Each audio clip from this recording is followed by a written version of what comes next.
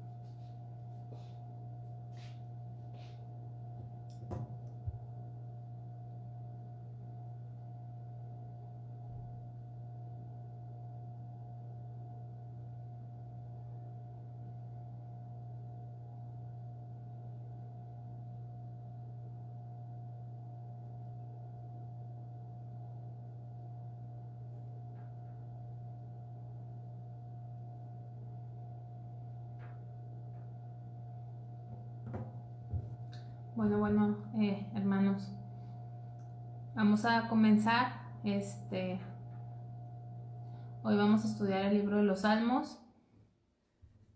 Comentaba el pastor que nada más va a ser esta enseñanza y el mes de noviembre estaremos estudiando el libro de Proverbios y terminamos. Entonces pues los invito a tratar de leer lo más posible. Vamos a ver el libro de Salmos y vamos a estudiar acerca de su título. La colección entera de Salmos se titula Alabanzas en el texto hebreo. ¿Se acuerdan que el Antiguo Testamento se escribió en hebreo? Y la Septuaginta es la traducción griega del Antiguo Testamento, así se le conoce, Septuaginta. Esa traducción lo tituló Salmos. La palabra griega de donde viene el sustantivo Salmos en esencia denota jalar o tañer cuerdas. Generalmente los salmos se cantaban y hay algunas palabras o instrucciones que a veces vemos en los libros de los salmos que nos indican cómo se cantaban o con qué instrumentos se cantaban, porque salmos es alabanzas a Dios.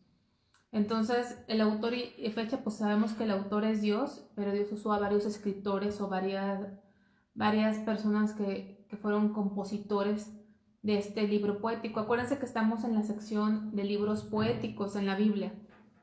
Ya pasamos los históricos, estamos en los poéticos. Y el primer libro de la sección de libros poéticos, ¿cuál es? ¿Se acuerdan? El primer libro ya lo estudiamos el mes pasado, fue Job. Y Salmos es el segundo libro poético. Entonces, desde el punto de vista humano, se pueden identificar a más de 7 compositores de los salmos. El rey David escribió por lo menos 75 de los 150 salmos. Hay 150 salmos en total. Entonces escribió la mitad o más de la mitad son de David. Otros compositores son los hijos de Coré, Asaf, Salomón, Moisés, Emán, etc. Hay salmos que son anónimos, que hay gente que dice que los escribió Ezequías o así, pero realmente no sabemos quién los escribió. El rango de tiempo de los salmos se extiende desde Moisés, alrededor del 1410 a.C., a la última parte del siglo VI o principios del siglo V. Cuando pensamos y abrimos la Biblia,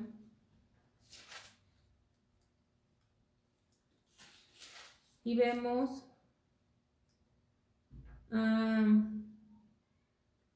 ¿cuál creen ustedes que sea el salmo más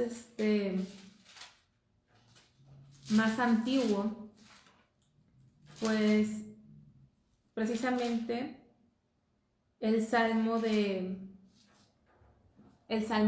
Moisés, porque fue el que se escribió con más anterioridad, de tal forma que los salmos tienen o cubren más o menos 1000 años, ¿verdad? Desde el que escribió Moisés, que es el Salmo 90, que fue escrito por Moisés, un salmo muy, muy bonito, hasta después del exilio.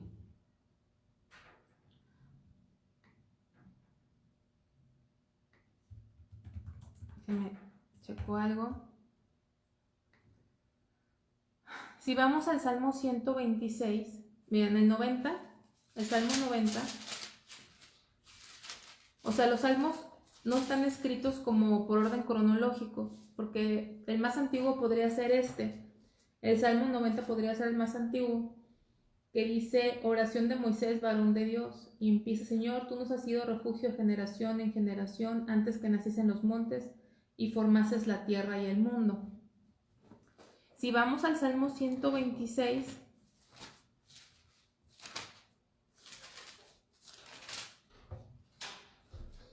quizá este salmo es de los más recientes, porque dice: cuando Jehová hiciere volver la cautividad de Sión, seremos como los que sueñan.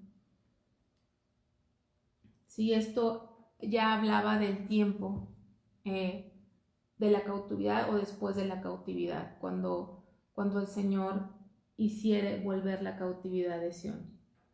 Entonces, ocupan un trayecto o un periodo casi 1000 años, es lo que ocupa el libro de Salmos. El contexto histórico. El escenario de los Salmos es doble. Los Salmos narran dos cosas, y lo podemos resumir así: los hechos de Dios en la creación y la historia de Israel. Entonces, otra vez repito, el escenario que cubre los salmos son los hechos de Dios en la creación, cuando Dios creó el mundo, y en la historia de la humanidad, pero también enfoca la historia de Israel. Ahora, bosquejo. No hay un bosquejo como tal como en otros libros, que podemos hacer un bosquejo de cómo va el orden o los temas que tocan ese orden el libro. Aquí no se puede, porque los salmos son porciones poéticas, cantos, alabanzas de diferentes autores, de diferentes momentos, que pues no se puede hacer un bosquejo. Sin embargo, desde mucho tiempo atrás, el libro de Salmos fueron organizados en 5 libros, y cada libro termina con una doxología. Entendemos por doxología, en pocas palabras, pues alabanza. Ahora, si ustedes abren su Biblia, en el primer capítulo de Salmos,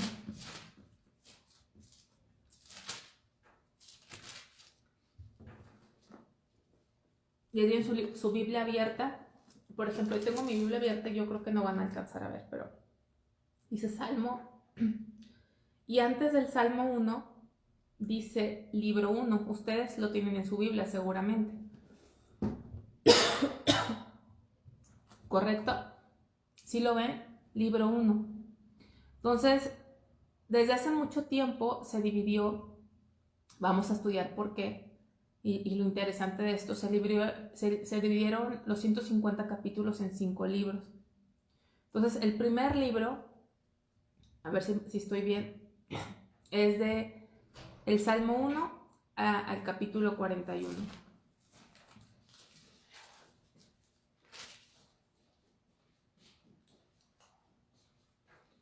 Y cuando ustedes ven el capítulo 42, ¿qué dice? Libro 2, ¿verdad? Ahí estamos en el cuadro sinóptico que les puse. El libro 2 es del Salmo 42, ahora nos vamos hasta el 72. Gracias. Y a partir del 73, capítulo 73, viene libro 3. Entonces el libro 3 es de Salmo 73 hasta el Salmo 89.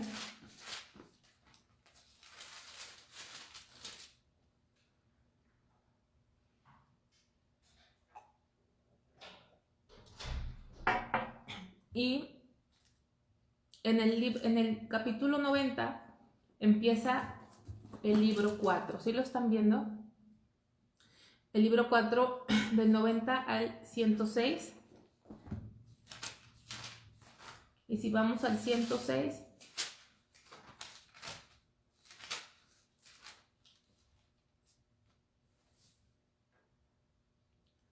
en el 107, a principios del 107, vemos que empieza el último libro 5. Entonces, vemos cómo desde la antigüedad, discúlpenme,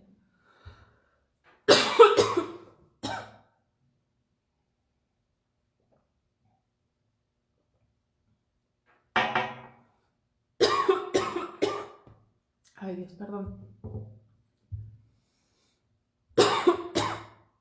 Entonces, algunas notas al respecto es, en el libro 2, por ejemplo, los escribieron Salmos los hijos de Coré, Salmos Mictam, así viene ahí Mictam, y Mictam se piensa que es un término musical o un término literario, pero así viene clasificado en los capítulos del 50 al 60. En la parte del libro 3 vienen algunos salmos de Asaf. En el libro 4 no hay grupos. En el quinto libro están los salmos que se le conocen como Jalel. Jalel significa alabanza. Aleluya significa alaben al Señor. Y ahí se pueden dividir como cánticos de peregrinos, cánticos, salmos de acción de gracias, salmos pidiendo protección, salmos de aleluya. Pero ahora vamos a ver un poquito más de esta clasificación de esos 5 libros. Los salmos también son conocidos como el Pentateuco poético, porque hay una similitud o una relación de los primeros 5 libros de la Biblia: Génesis, Éxodo, Levítico, Números y Deuteronomio, con los 5 libros en que se divide el libro de Salmos. Espero que me estén escuchando porque no tengo el micrófono. Necesito comprar otro micrófono para que encaje con ese teléfono. No dura mucho la batería del teléfono. Espero que me escuchen porque como que no me sale mucho voz ahorita. Gracias. Así está bien, gracias. Entonces, el libro 1, dijimos que es de los capítulos 1 al 41, corresponden a Génesis. Así como el primer libro tiene alguna relación con Génesis, el libro 2 tiene alguna relación con el Éxodo, el libro 3 alguna relación con Levítico, el libro 4 alguna relación con Números y el libro 5 con Deuteronomio. Vamos a ver, el libro 1 corresponde al Génesis y la palabra clave es hombre. Vamos a ver un versículo nada más para no tardarnos mucho porque no sé qué me pasa, pero me está molestando mi garganta. Entonces, ahí en el Salmo 1,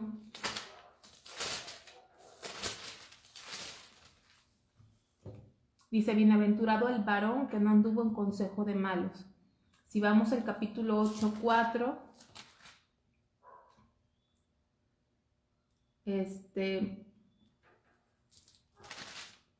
dice: digo, ¿qué es el hombre para que él tengas de memoria, y el hijo del hombre para que lo visites? Y esa es la palabra clave, hombre. Luego vamos a ver alguna comparación. Fíjense, vamos a ver Salmo 1:1. Salmo capítulo 1, versículo 1. Dice: bienaventurado el varón que no anduvo en consejo de malos, ni estuvo en camino de pecadores, ni en silla de escarnecedores se sentado. Y si vamos a Génesis capítulo 1,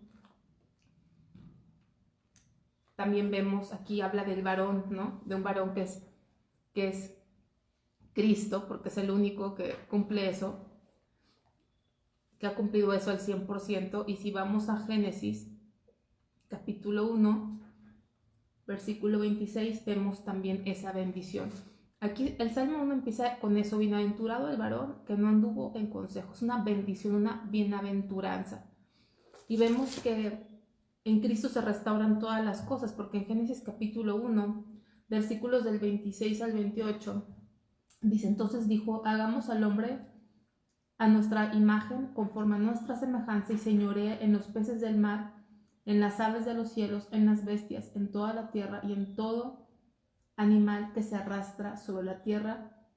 Y creó Dios al hombre a su imagen, y a imagen de Dios lo creó, varón y hembra los creó, y los bendijo Dios y les dijo, fructificad y multiplicaos, llenad la tierra y sojuzgadla y señoread en los peces del mar, en las aves de los cielos y en todas las bestias que se mueven sobre la tierra. Vemos esa bendición con la que Dios bendijo al primer hombre, ¿verdad? Y vemos esta misma bendición al varón que no anduvo en consejo de malos, ni estuvo en camino de pecadores, ni en silla de escarnecedores se ha sentado. ¿Cómo empieza, verdad, ese hombre perfecto que Dios hizo? Porque dice la Biblia en Eclesiastés que Dios hizo al hombre perfecto, pero el hombre buscó muchas perversiones, ¿no? El hombre con esa bendición de Dios. ¿Y cómo termina Génesis? Vamos a Génesis 50.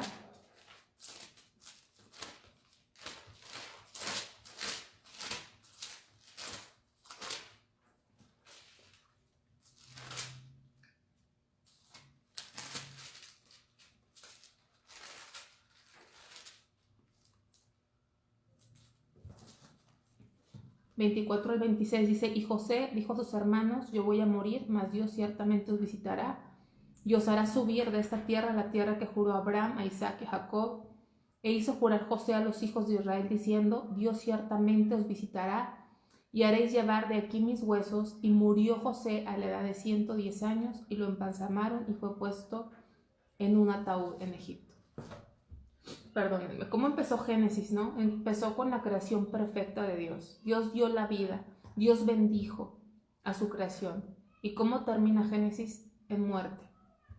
¿Por qué? Por el pecado. Vamos a ver capítulo 41 del libro de Salmos.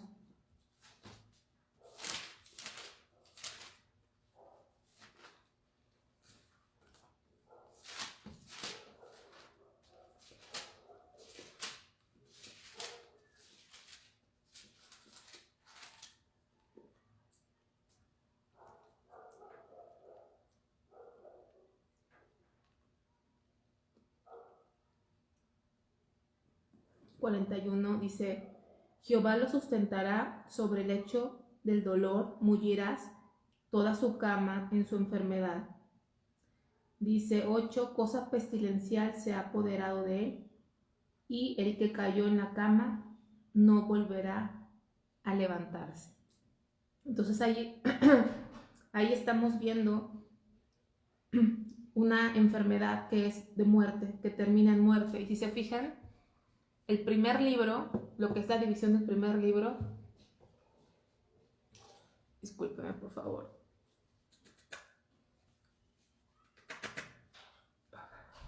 Me está como dando alergia o algo. La primera división del libro 1 de Salmos termina precisamente aquí, en el capítulo 41, y estamos hablando de enfermedad y muerte. Y así termina exactamente Génesis. Empieza con la bendición de Dios y termina en muerte. ¿Por qué? Por el pecado. Si pasamos a la otra división del libro 2, que empieza en el capítulo 42 del Salmos hasta el capítulo 72, corresponde al Éxodo. Y la palabra clave es liberación. Si buscamos varias citas, por ejemplo, ahí viene un ejemplo 50:15, Salmo 50:15. Dice, invócame en el día de la angustia, te libraré y tú me honrarás. Pero al malo dijo Dios, tú que tienes que hablar de mis leyes y que tomar mi pacto en tu boca. Entonces ahí les puse varios versículos donde habla de liberación. Y sabemos que Éxodo es ese rescate de Dios, ¿verdad? Hacia su pueblo. Primero vamos a ver Éxodo. Estoy viendo primero Éxodo. Están al revés aquí en la hoja, pero yo me estoy viendo primero, vamos a Éxodo y regresamos a Salmos. Vamos a Éxodo capítulo 1.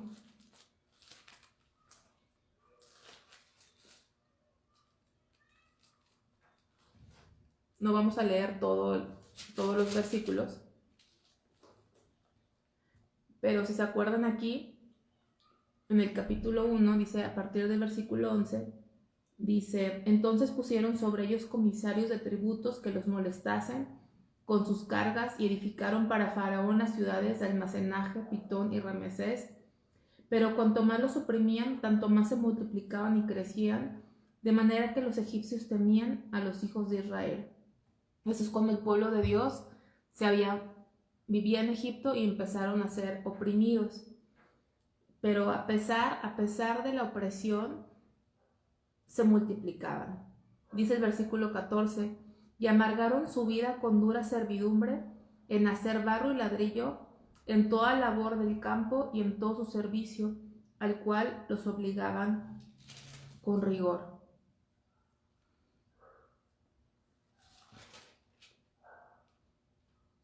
Y dice aquí en el versículo 20: y Dios hizo bien a las parteras, el pueblo se multiplicó y se fortaleció en gran manera, y por haber las parteras temido a Dios, él prosperó a sus familias. Entonces Faraón mandó a todo su pueblo diciendo: echad al río a todo hijo que nazca y a toda hija preservar la vida. Entonces vemos en este primer capítulo de Éxodo, habla de la opresión que estaban viviendo en Egipto el pueblo de Dios. Ahora, si nos vamos al Salmo, capítulo 42, que es donde empieza la división del segundo libro de Salmos, espero que me esté explicando. Y vemos el versículo 6, dice: Dios mío, mi alma está abatida en mí, me acordaré por tanto de ti desde la tierra del Jordán y de los hermonitas desde el monte de Mizar. Un abismo llama a otro a la voz de tus cascadas. Todas tus ondas y tus olas han pasado sobre mí, pero de día mandará Jehová su misericordia, y de noche su cántico estará conmigo, y mi oración al Dios de mi vida. Diré a Dios, roca mía, ¿por qué te has olvidado de mí? ¿Por qué andaré yo enlutado por la opresión del enemigo? Vemos cómo este salmo que empieza en el capítulo 42 habla algo referente a la angustia, a la opresión, a las ondas. Dice: tus ondas y tus olas han pasado sobre mí. Y vemos que en el Éxodo capítulo 1 el pueblo de Dios vivía en tremenda aflicción, en esclavitud, en opresión y en sufrimiento. Y vamos a ver ahora el último capítulo de Éxodo, que es Éxodo 40.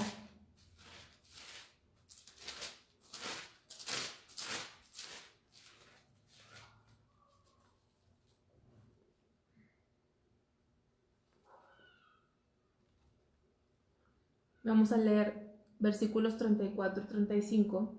Dice: entonces una nube cubrió el tabernáculo de reunión, y la gloria de Jehová llenó el tabernáculo, y no podía Moisés entrar al tabernáculo de reunión, porque la nube estaba sobre él y la gloria de Dios lo llenaba.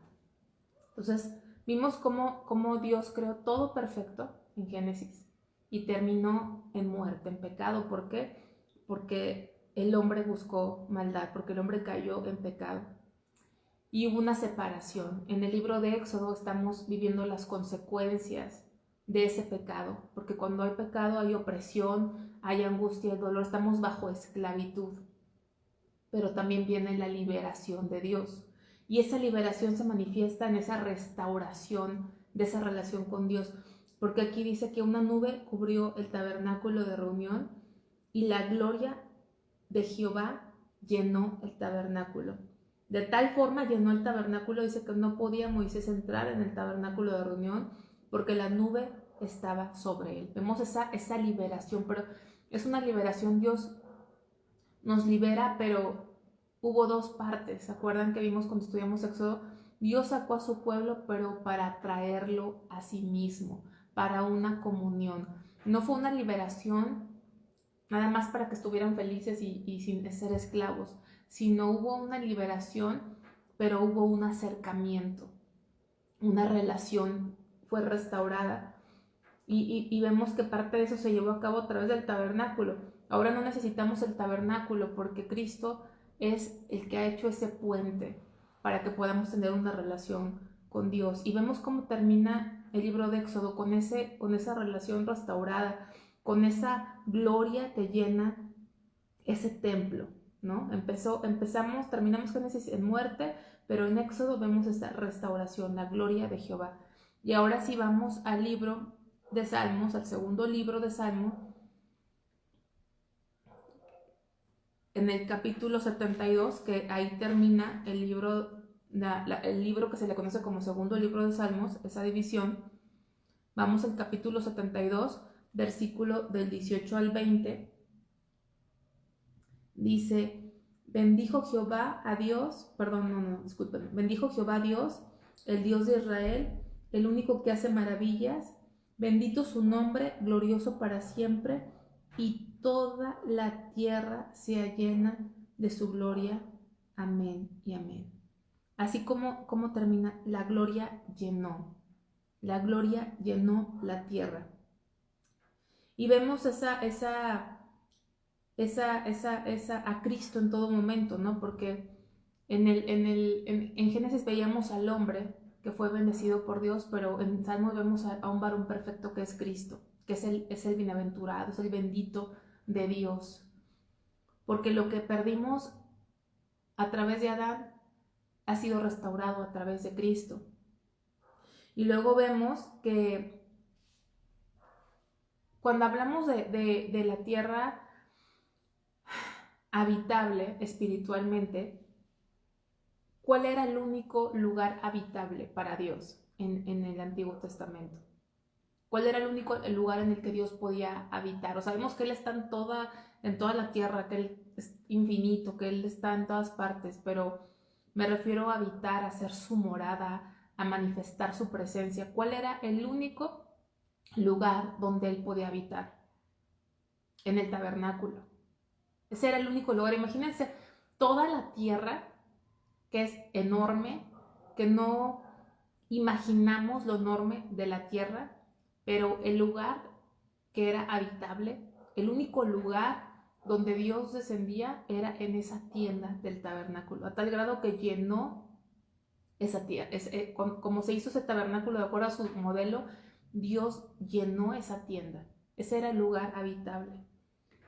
Pero ahora, a través de Cristo, fíjense, dice: bendito su nombre, glorioso para siempre, y toda la tierra sea llena de su gloria.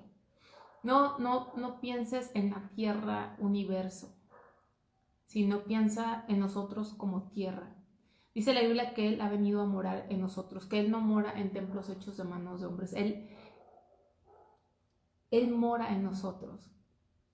Él mora en nosotros, en esta tierra, de tal forma que la tierra habitable para Dios solamente son sus escogidos, solamente son sus hijos. Somos esa tierra habitable para Él. Bendito su nombre, glorioso para siempre, y toda la tierra, ya no nada más esa tienda esa tienda que se le conoce como el tabernáculo, sino ahora toda la tierra, todos sus hijos, todos aquellos redimidos de Dios, que somos buena tierra, toda la tierra, nosotros ahora somos llenos de su gloria, como ese tabernáculo se llenó, toda la tierra sea llena de su gloria. Entonces, ¿te fijas cómo se dividieron este libro de Salmos y cómo de alguna forma tiene un paralelismo con los primeros 5 libros de la Biblia? Vamos al libro 3, que es del capítulo 73 al 89, y obviamente corresponde al tercer libro, que es Levítico. La palabra clave es santuario. Vamos a ver Salmo 73, 17. Hasta que entrando en el santuario de Dios comprendí el fin de ellos. ¿Quién escribió este capítulo? Asaf, ¿verdad? Cuando dice: Asaf, que era un adorador, era el director de la alabanza, por decirlo así, era el director que dirigía la adoración a Dios. Empezó aquí, ¿verdad?, a hablar. Dice, ciertamente, versículo 1, es bueno Dios para con Israel, para con los limpios de corazón. Pero luego en el 2 hay un cambio. Dice, en cuanto a mí, casi se deslizaron mis pies, por poco resbalaron mis pasos, porque tuve envidia de los arrogantes, viendo la prosperidad de los impíos, que no tienen congojas por su muerte, pues su vigor está entero, no pasan trabajo como los otros mortales, ni son azotados como los hombres. Y empieza a hablar así de ellos, que parece que no quieren nada con Dios y parece ser que no les pasa nada. Pero ya en el versículo 17 dice, hasta que entrando en el santuario de Dios comprendí el fin de ellos. Cuando entró al santuario, a la presencia de Dios, tuvo la revelación del futuro de ellos, de los planes de Dios. Vamos a ver otro versículo en el 74:7, que está ahí cerca. Dice, han puesto a fuego tu santuario, han profanado el tabernáculo de tu nombre, echándolo a tierra, ¿sí? Lo que habían hecho sus enemigos. Entonces viene constantemente la palabra santuario. Es una palabra clave en este tercer libro. Ahora vamos a ver Levítico, que es el tercer libro. ¿Cómo empieza Levítico, capítulo 1?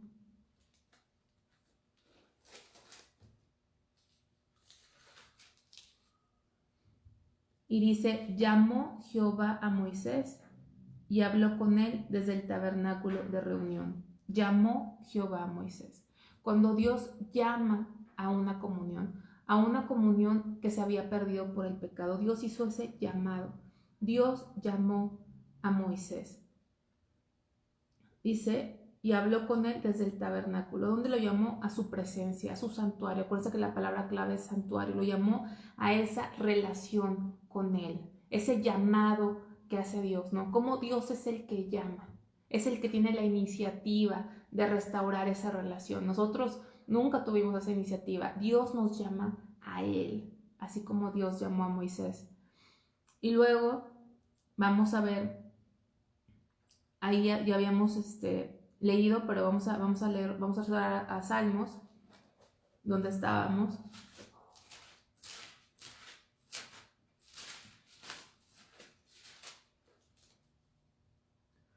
Salmo 73, versículo 16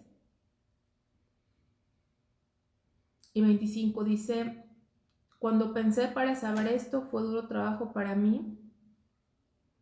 Y luego dice, ¿a quién tengo yo en los cielos sino a ti? Y fuera de ti, nada deseo en la tierra. A eso Dios nos ha llamado, a estar en su santuario, tener esa relación, porque cuando Asaf comenzó a ver las situaciones que le rodeaban, cuando estaba viendo la vida terrenal con los ojos en lo natural, empezó en él a ver un desaliento tremendo. Y cuando entró al santuario de Dios, algo se transformó en él, que dijo estas palabras, ¿a quién tengo yo en los cielos sino a ti? Y fuera de ti nada deseo en la tierra. Ese es el llamado, esa comunión con él.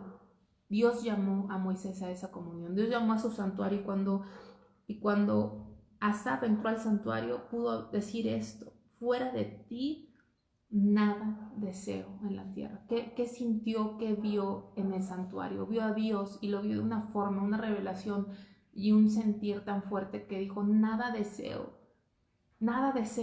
porque si estamos fuera del santuario de Dios vamos a empezar a desear muchas cosas, vamos a estar siempre inconformes con nuestra vida, pero cuando entramos ahí al santuario de Dios, Dios nos revela, pero sobre todo nos atrae a Él, Entonces, vamos a ver ahora, en este mismo libro de Levítico, el último capítulo, que está mal ahí porque, déjenme Levítico 27, 26 al 34, dice: pero el primogénito de los animales, que por la primogenitura es de Jehová, nadie lo dedicará, sea buey u oveja, de Jehová es.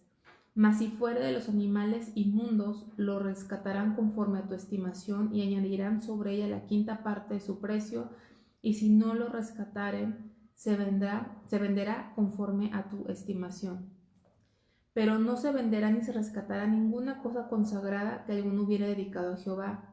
De todo lo que tuviere de hombres y animales y de las tierras de su posesión, todo lo consagrado será cosa santísima para Jehová. Ninguna persona separada como anatema podrá ser rescatada, indefectiblemente ha de ser muerta. Y el diezmo de la tierra, así de la simiente de la tierra, como del fruto de los árboles, es de Jehová. Es cosa dedicada a Jehová, y si alguno quisiera rescatar algo del diezmo, añadirá la quinta parte de su precio por ello, y todo diezmo de vacas o de ovejas, de todo lo que pasa bajo la vara, el diezmo será consagrado a Jehová. No mirará si es bueno o malo, ni lo cambiará, y si lo cambiare, tanto él como el que se lo dio en cambio serán cosas consagradas, no podrán ser rescatados. Esos son los mandamientos que ordenó Jehová a Moisés, será para los hijos de Israel en el monte de Sinaí.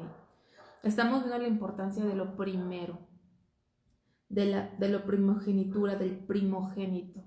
Y siempre que hablamos de lo primero, del primogénito, pues hablamos del primogénito, ¿verdad? ¿Saben quién es el primogénito? Del Padre, de Cristo.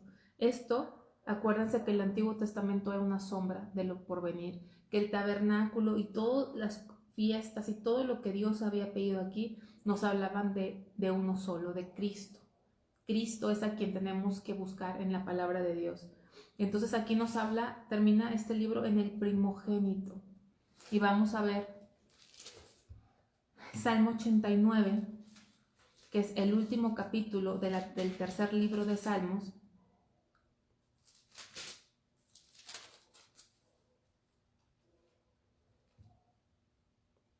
Versículos 26 y 27.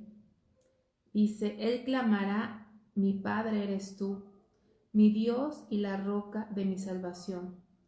Yo también le pondré por primogénito, el más excelso de los reyes de la tierra. Evidentemente está hablando de Cristo, del primogénito. Es por él que podemos entrar a ese santuario. Es a través de Cristo que el velo fue roto. Dios llamó a Moisés. Dios llamó en Levítico 1:1 a Moisés al santuario. Pero ¿qué pasaba? No podían entrar al santuario. ¿Por qué? Porque había un pecado, porque había pecado. No podían tener acceso al santuario. Por eso en Levítico vemos todas las ofrendas y los sacrificios que tenían que hacer para cubrir ese pecado y entonces pudiesen entrar al santuario. Y vemos que termina ese libro hablando del primogénito, el libro de Levítico, hablando de Cristo. Es solamente a través de Cristo que podemos entrar al santuario. Entonces, aquí está hablando de él. Él clamará: mi Padre eres tú, mi Dios y la roca de mi salvación. Yo también, dice, le pondré por primogénito, el más excelso de los reyes de la tierra. ¿Quién es? Nuestro Salvador. Él es el primogénito entre hermanos. Es el que vino a morir por nosotros para que pudiésemos tener acceso al Padre, para que esa comunión fuese restaurada, para que pudiésemos tener acceso a su santuario, hasta el lugar santísimo. Y entonces así, hablando del primogénito, apuntando a Cristo, termina también este tercer libro de Salmos, que es del 73 al 89. Y aquí mismo,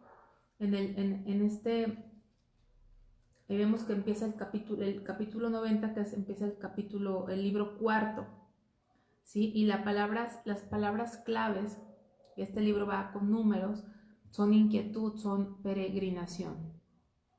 Y si tú te acuerdas en Números, es lo mismo, fue una peregrinación del pueblo, fue un andar por el desierto en ese libro de Números.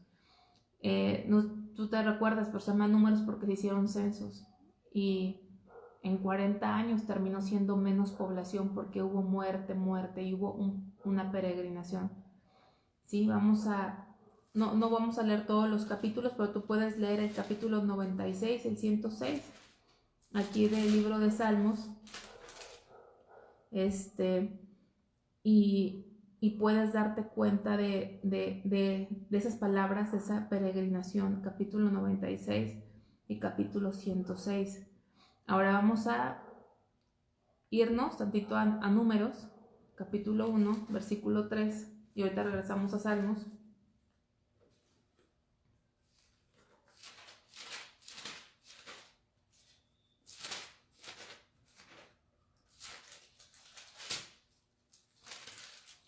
Números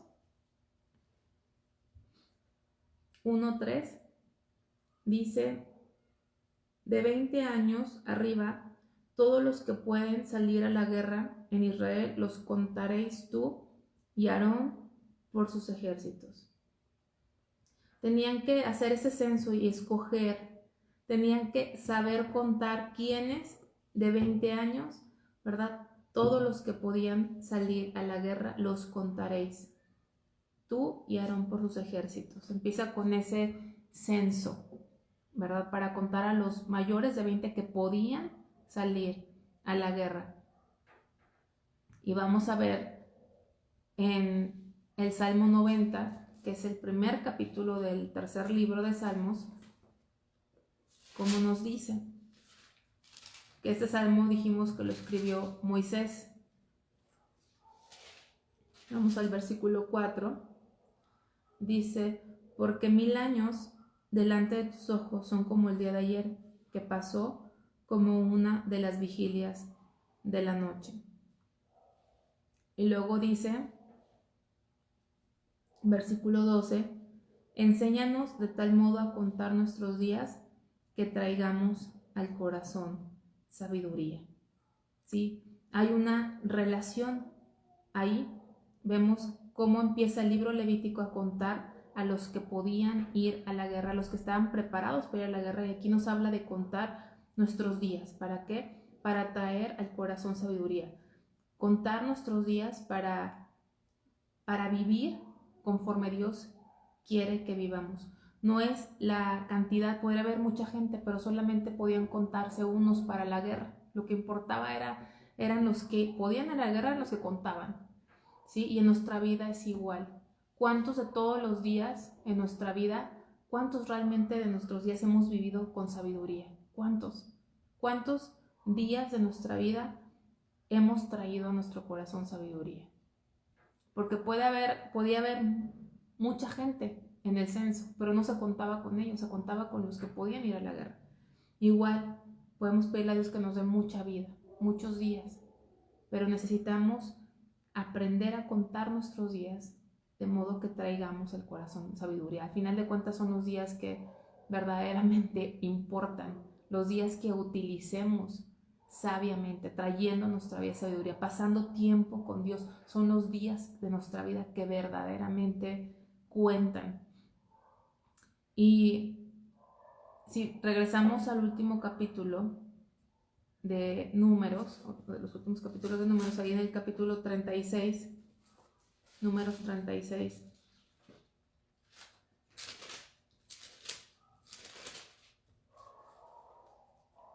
del 6 al 13, vamos a leer del 6 al 13, dice: esto es lo que ha mandado Jehová acerca de las hijas de Zelofehad, diciendo: cásense como a ellas les plazca, pero en la familia de la tribu de su padre se casarán, para que la heredad de los hijos de Israel no sea traspasada de tribu en tribu, porque cada uno de los hijos de Israel estará ligado a la heredad de la tribu de sus padres. Y cualquiera hija que tenga heredad de las tribus de los hijos de Israel, con alguno de la familia de la tribu de su padre se casará, para que los hijos de Israel posean cada uno la heredad de sus padres, y no ande la heredad rodando de una tribu a otra, sino que cada una de las tribus de los hijos de Israel estará ligada a su heredad. Como Jehová mandó a Moisés, así hicieron las hijas de Zelofehad, y así Maala, Tirsa, Ogla, Milca y Noa, hijas de Zelofehad, se casaron con hijos de sus tíos paternos, Se casaron en la familia de los hijos de Manasés, hijo de José, y la heredad de ellas quedó en la tribu de la familia de su padre. Estos son los mandamientos y los estatutos que mandó Jehová por medio de Moisés a los hijos de Israel en los campos de Moab junto al Jordán frente a Jericó.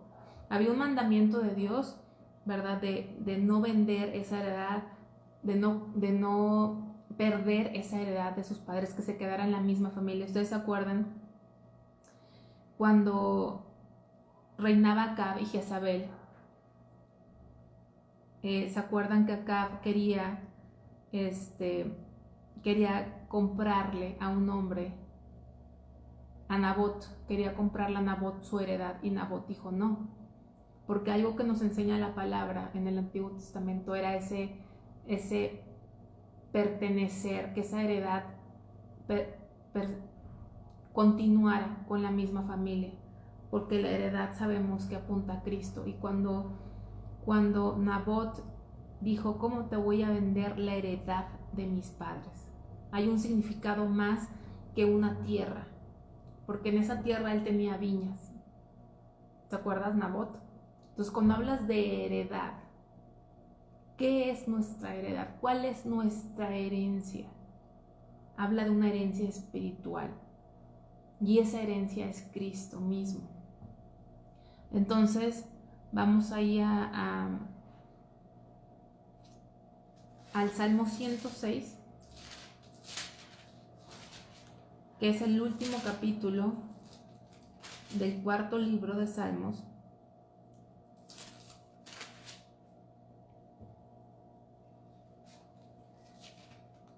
...106... versículo 4, 5... dice: acuérdate de mí, oh Jehová, según tu benevolencia para con tu pueblo.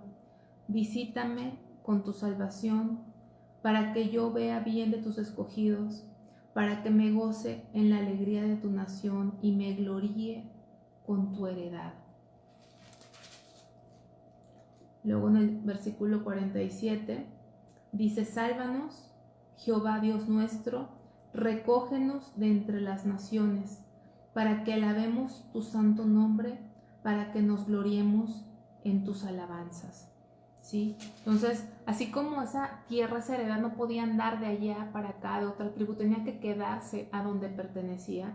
Asimismo, aquí es el sentir del salmista, el sentir que debe haber en nuestros corazones. Dice el 4 y 5 otra vez: acuérdate de mí, Jehová, de acuerdo a tu benevolencia, visítame con tu salvación, para que yo vea el bien de tus escogidos, para que goce de la alegría de tu nación y me gloríe con tu heredad. Y luego en el versículo 47 viene ese sentido de pertenencia, de exclusividad. Sálvanos, Jehová Dios nuestro, y recógenos entre las naciones. Recógenos. Va a haber un momento en que ya no va a haber esa mezcla. Recógenos entre las naciones. Así como esa heredad no podía irse mezclando, irse pasando, ese pueblo de Dios, ese pueblo exclusivo, la heredad de Dios, ¿verdad? Ese pueblo exclusivo, recógenos entre las naciones, para que elevemos tu santo nombre, para que nos gloriemos en tus alabanzas. Y ahí vemos cómo termina ese cuarto libro. La palabra es peregrinación. Y es en donde estamos. Estamos en una peregrinación, estamos en un camino. Este es un camino. Jesucristo dijo: yo soy, ¿verdad?, el camino. Hay un camino que caminar. Estamos en una peregrinación, no somos de este mundo. Y tenemos que aprender en esta peregrinación a contar nuestros días, de tal forma que traigamos en ellos sabiduría, ¿verdad? Y a saber que somos esa heredad de Dios y que Él es nuestra herencia, Cristo es nuestra herencia, que le pertenecemos, que somos exclusivos de Dios, que no somos de este mundo y que Dios va a tomar a los que son suyos. Él conoce a los que son suyos. Dice la palabra: y que apártese de iniquidad todo aquel que invoca el nombre de Cristo. Y vamos a la última división, que es el quinto libro de Salmos, que empieza en el capítulo 107 y termina en el 150. Entonces, este este quinto libro corresponde al quinto libro del Pentateuco, que es Deuteronomio. La palabra clave es la palabra de Dios. ¿Acuerdas que en el capítulo 119 habla de la palabra y de tu ley? Cuando el salmista escribía que meditaba en su ley de día y noche, era su meditación, ¿verdad? Que Dios lo había hecho más sabio que los viejos por guardar su palabra. Y todo el enfoque es la palabra de Dios. Y en Deuteronomio es la ley. En Deuteronomio vemos la ley repetida 2 veces, vuelta a repetir. Eso es Deuteronomio, la ley, la repetición de la ley, lo que significa Deuteronomio. Y la palabra clave en este quinto libro de Salmos es precisamente la palabra de Dios. Vamos a ver cómo empieza Deuteronomio capítulo 1.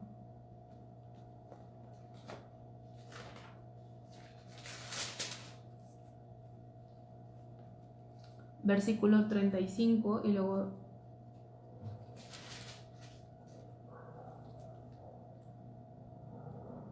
dice: no verá hombre alguno de estos, de esta mala generación, la buena tierra que juré que había de dar a vuestros padres. ¿Se acuerdan de eso que sucedió? Aquí lo está repitiendo. Eso pasó en Números, pero aquí en Deuteronomio, que es la repetición de la ley, está sumarizando otra vez las más importantes vivencias que habían pasado en esa peregrinación, y fue cuando murmuraron y están recordando eso, y por eso Dios dijo: no verá hombre alguno de estos, de esta mala generación, la buena tierra que juré que había de dar a vuestros padres, excepto Caleb, hijo de Jefoné. Él la verá, y a él le daré la tierra que pisó y a sus hijos, porque ha seguido fielmente a Jehová. También contra mí se iró Jehová por vosotros, está diciendo, está hablando aquí Moisés. Y me dijo: tampoco tú entrarás allá. Josué, hijo de Nun, el cual te sirve, él entrará allá. Anímale, porque él la hará heredar a Israel. Y vuestros niños, de los cuales dijisteis que servirían de botín, y vuestros hijos que no saben hoy lo bueno ni lo malo, ellos entrarán allá, y a ellos la daré, y a ellos la heredarán, pero vosotros volveos e id al desierto, camino del Mar Rojo. Entonces, así empieza este libro de Deuteronomio, y vamos a ver cómo empieza el capítulo 107, que viene siendo el primer capítulo del quinto libro de Salmos. Vamos a Salmos.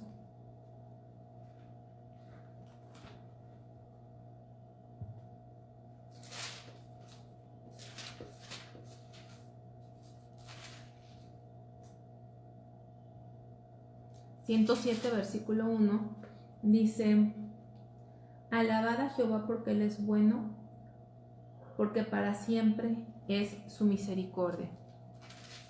Luego vamos al 42-43, dice: véanlo los rectos y alégrense, todos los malos cierren su boca. ¿Quién es sabio guardará estas cosas y entenderá las misericordias de Jehová? Pero aquí todo esto narra de alguna forma. Aquí necesito checar exactamente los versículos que quería mostrar, pero déjenme nada más leer tantito.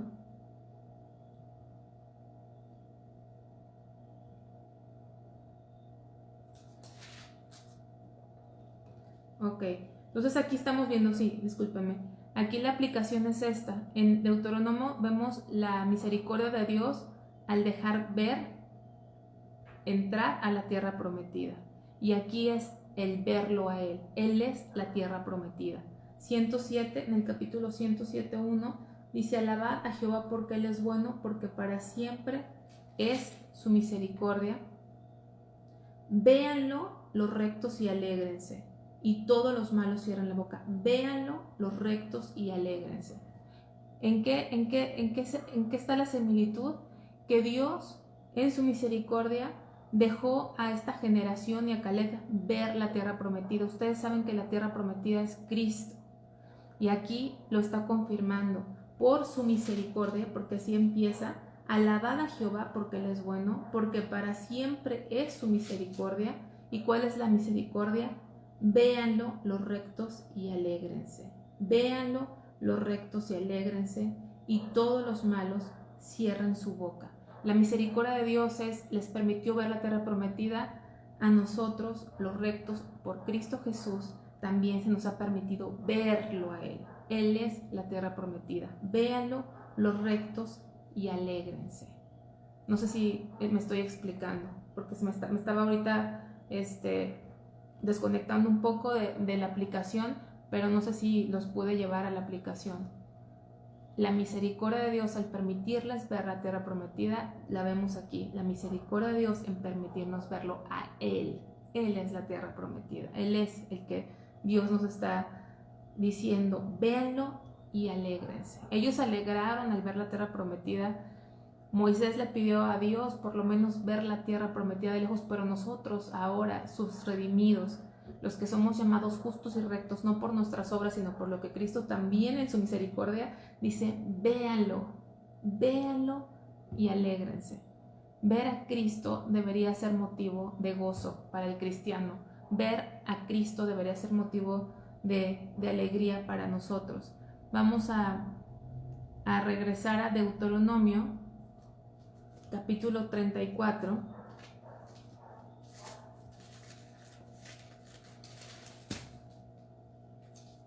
Que es el último capítulo de Deuteronomio, versículo 9, dice, y Josué, hijo de Nun, fue lleno del espíritu de sabiduría, porque Moisés había puesto sus manos sobre él, y los hijos de Israel le obedecieron e hicieron como Jehová mandó a Moisés. Cuando Moisés muere, Josué lo sustituye y vemos cómo Dios lo llenó, ¿verdad?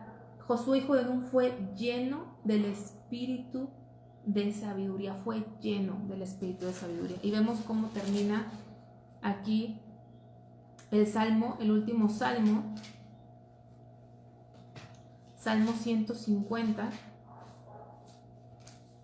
versículo 1 y 6 dice, versículo 1 dice, alabad a Dios en su santuario, alabadle en la magnificencia de su firmamento. Versículo 6, todo lo que respire, alabe a Jah. Aleluya. Antes cuando yo cantaba ese salmo, de todo lo que respire, pues no sé, yo pensaba hasta los gusanitos, los grillos, ¿no? Pero entiendo que todo el que respire, o sea, todo el que haya aliento, el que ha sido lleno del espíritu de vida, el espíritu de Dios, así como Josué fue lleno, nosotros ahora también podemos disfrutar a través de la redención, a través de Cristo, de esa llenura. Tenemos esa vida, hemos sido llenos del Espíritu Santo, y por eso dice, todo lo que respira, alabe a Jehová. Aleluya. Solamente los que tienen el espíritu de vida, así como fue lleno Josué de ese Espíritu Santo, solamente los que tenemos ese Espíritu Santo, la vida de Cristo, nosotros podemos alabar a Jehová. Solamente Josué, siendo lleno, podía hacer lo que Dios le había llamado a hacer. No lo podía hacer sin esa llenura, y nosotros hemos sido llamados a alabar a Jehová, y lo podemos hacer todo el que respira. Solamente el que está lleno del Espíritu de Dios puede alabar verdaderamente a Jehová. No es el que respira humanamente, sino el que tiene aliento de vida, y ese es el cristiano. Voy a hacer una pausa aquí para que puedan relajarse tantito, y según esto son las 6:52. Vamos a iniciar a las 7. Yo creo que 8 minutos es suficiente para hacer un pequeño break.